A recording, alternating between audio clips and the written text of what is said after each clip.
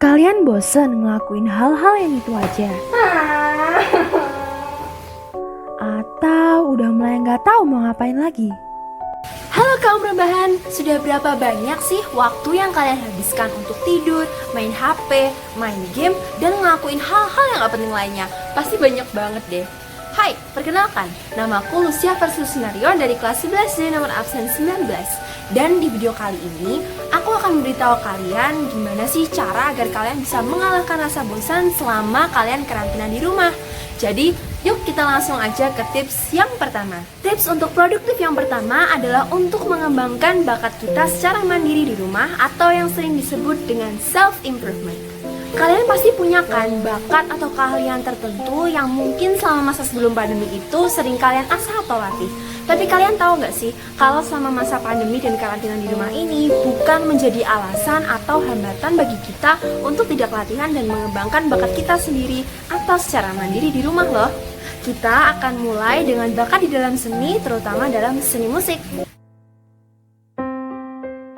Aku sendiri juga merupakan seorang penikmat dan pemain musik. Masa pandemi ini juga aku gunakan untuk mengasah kemampuanku dengan mempelajari lagu baru.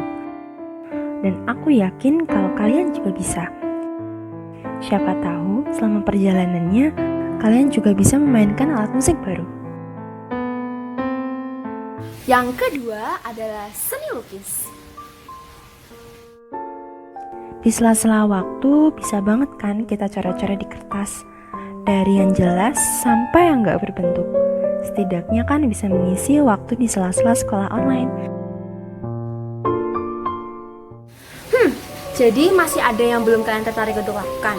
Mungkin karena bakat kalian itu di bidang olahraga. Yuk kita olahraga. Di tengah masa COVID ini, pasti banyak banget dari kita yang gak bisa latihan karena kondisi sekarang. Memang sulit banget untuk latihan, terutama untuk teman-teman yang memerlukan lapangan tertentu. Tapi, selama masa pandemi ini bukan menjadi penghalang bagi kita untuk melakukan jenis olahraga yang lain. Contohnya lari, jogging, dan sepedaan, kayak yang sedang aku lakuin sekarang ini. Selanjutnya di daftar ada bertemu virtual dengan teman-teman kalian. Tidak bisa bertemu dan berkisah langsung dengan teman cerita kita juga merupakan halangan yang kita dapetin selama masa COVID ini.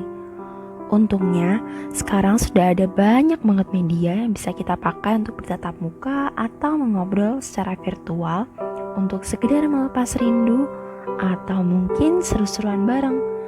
Karena terkadang hal-hal yang begitu sederhana saja bisa menjadi hal-hal yang luar biasa asalkan kita menghabiskan waktu itu dengan orang yang tepat dan cara yang tepat. Lalu ada memulai bisnis. Pasti kalian udah bosen ya ngelihat kata open PO ya. Tapi kalian tahu nggak sih kalau menekuni usaha bisnis kecil-kecilan itu asik banget untuk dilakuin.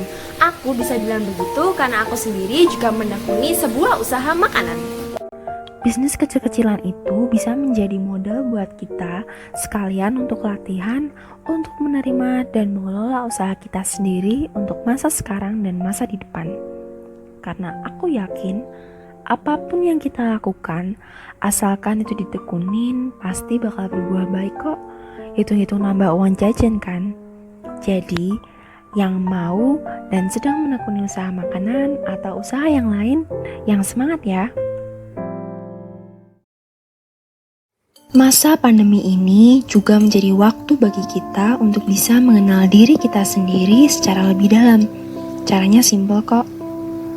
Dengan secangkir kopi dan musik di sore hari, di mana hanya ada kita sendiri dan pikiran yang mungkin lagi berkecamuk atau mungkin lagi kosong. Jadikan waktu itu sebagai refleksi dari apa aja yang sudah dan mungkin akan kita lakukan, dari yang kita syukuri sampai yang kita sesali. Jadikan semua yang kita lalui sebagai pembelajaran dan buatlah hati yang mungkin sedang kacau agar tenang untuk sebentar saja. Jadi, hargai apa yang kita sudah punya sekarang. Jadikan setiap hari itu adalah hari yang spesial dan anggap bahwa itu adalah hari terakhir yang mungkin bisa kita jalanin. Dengan begitu, setiap hari bisa menjadi momen-momen yang gak akan bisa kita lupain.